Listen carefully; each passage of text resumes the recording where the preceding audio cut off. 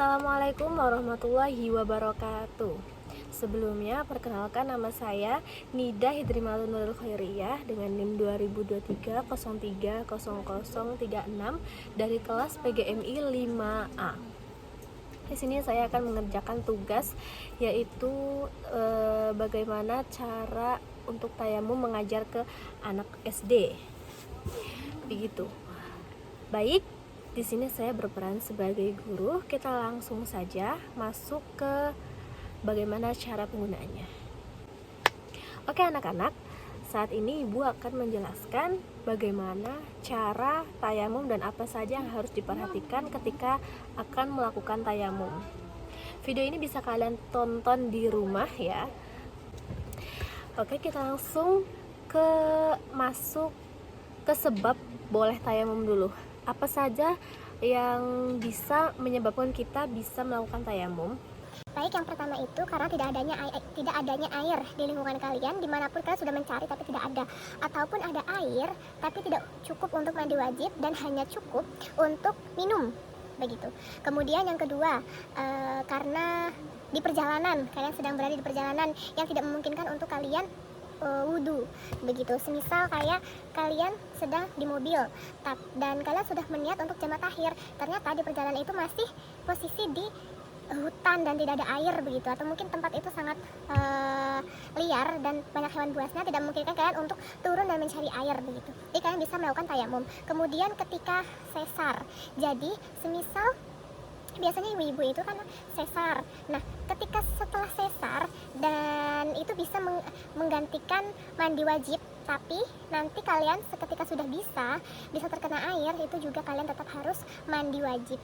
Tapi ketika kalian tidak bisa, kalian bisa menggunakan tayamum terlebih dahulu. Kemudian bisa juga karena sakit yang tidak memungkinkan kalian untuk bisa mengambil air ataupun berjalan ke tempat wudhu. Selanjutnya yaitu syarat tayamum. Syarat tayamum itu ada 10. Yang pertama yaitu harus menggunakan debu. Terus yang kedua, debu tersebut harus suci. Terus yang ketiga, debunya itu tidak digunakan, sebelumnya belum pernah digunakan. Nah, terus yang keempat itu tidak boleh dicampur apapun, ataupun bahkan kapur sekalipun tidak boleh dicampur, harus murni. Keempat ya. Terus yang kelima yaitu sengaja untuk tayamum. Yang keenam yaitu mengusap wajah dan mengusap kedua tangan. Yang ketujuh yaitu menghilangkan najis terlebih dahulu. Kemudian menghadap kiblat saat melakukan wudhu. Kemudian kesembilan dilakukan sebelum masuknya waktu. Jadi tidak boleh dilakukan sebelum masuknya waktu sholat. Yang ke-10 hanya digunakan untuk satu fardu, begitu. Nah, selanjutnya kita masuk ke fardu tayamum. Itu ada 5. Yang pertama, memindahkan debu. Jadi memindahkan debu, kemudian niat, kemudian mengusap. Yang ketiga mengusap tangan, salah. Oke, selanjutnya kita masuk ke fardunya wudhu, yaitu ada 5. Yang pertama memindahkan debu, yang kedua niat, yang ketiga mengusap wajah, yang keempat mengusap kedua tangan, dan yang kelima tertib. Selanjutnya yaitu sunnah tayamum, ada 6. Yang pertama membaca basmalah, yang kedua menghadap kiblat, itu sunnah ya. Terus yang ketiga meniup debu di telapak tangan sebelum mengusap wajah ataupun kedua tangan. Terus yang keempat menyapu sela-sela jari. Yang kelima yaitu mendahulukan tangan kanan daripada tangan kiri. Nah, yang terakhir yaitu membaca doa setelah tayamum. Untuk doa setelah tayamum itu sama saja dengan doa ketika melakukan wudhu biasa, begitu. Selanjutnya pembatalan tayamum. Apa saja yang bisa membatalkan tayamum? Yang pertama yaitu menemukan air jika alasan tayamum itu karena tidak ada air. Nah, yang kedua hilangnya akal, misal kayak tidur, terus gila, terus pingsan ataupun mabok, karena mabuk itu juga menghilangkan akal sehat. Begitu. Terus yang terakhir yaitu terjadi hal-hal yang membatalkan wudhu, sama aja seperti kentut, haid, terus nifas, buang air kecil ataupun besar, begitu. Oke, masa berlakunya tayamum itu 1 kali untuk 1 sholat fardu. Jadi jika kalian ingin melakukan fardu selanjutnya, misal sholat asar, itu kalian harus tayamum lagi, ataupun bisa juga dengan wudhu jika memungkinkan. Tapi jika kalian ingin melakukan selain sholat fardu, misalnya baca Quran ataupun sholat sunnah, itu masih bisa dipakai tayamumnya. Untuk media tayamum itu harus menggunakan debu atau tanah suci ya dan bersih. Nah, kemudian tidak boleh menggunakan debu yang mustakmal, yang udah pernah digunakan, itu nggak boleh.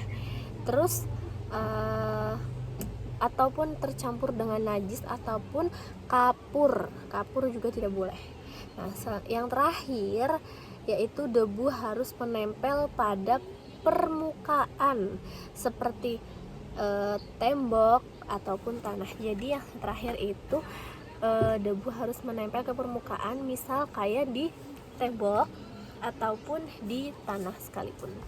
Begitu. Tahu kan debu itu seperti apa? Debu itu beda dengan tanah. Debu itu lebih lembut dan lebih gampang untuk ditiup. Begitu. Selanjutnya untuk niat tayamum yaitu nawaitu tayamuma listibahati sholati fardhulillahi ta'ala. Sedangkan untuk niat setelah tayamum itu sama seperti niat doa ketika setelah wudhu. Oke, selanjutnya yaitu praktek tayamum. Jadi sebelum kita praktek tayamum, kalian harus melepaskan terlebih dahulu apapun perhiasan yang ada di tangan kalian, seperti cincin, jam tangan, ataupun gelang. Setelah itu, jika kalian perempuan, lipat terlebih dahulu ini kerudungnya. Jadi lipat dulu supaya nanti bisa menjangkau seluruh bagian muka ataupun wajah.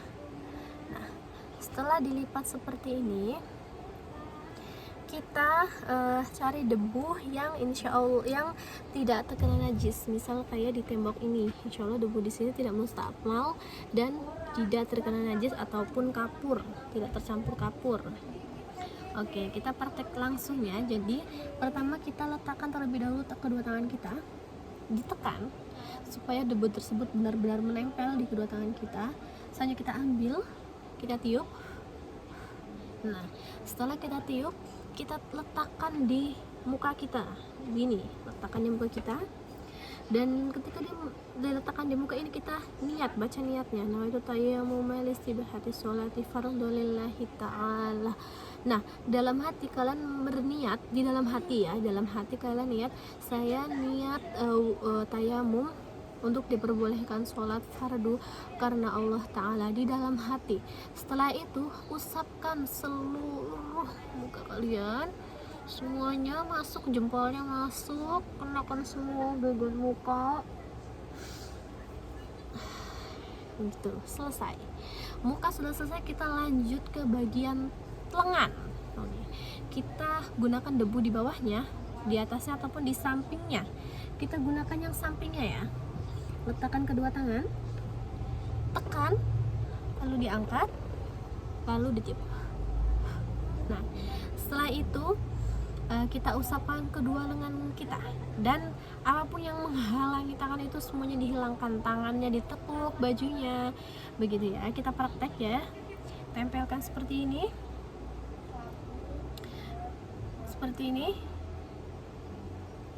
ke bawah, atas. Setelah itu dibalik, set, bawah, set, ke atas, terus terakhir nyampur rancang, set. Selesai. Oke, Ketika sudah selesai tayamumnya, kita baca doa setelah tayamum, sama dengan baca doa setelah wudhu. Oke, kita baca doanya.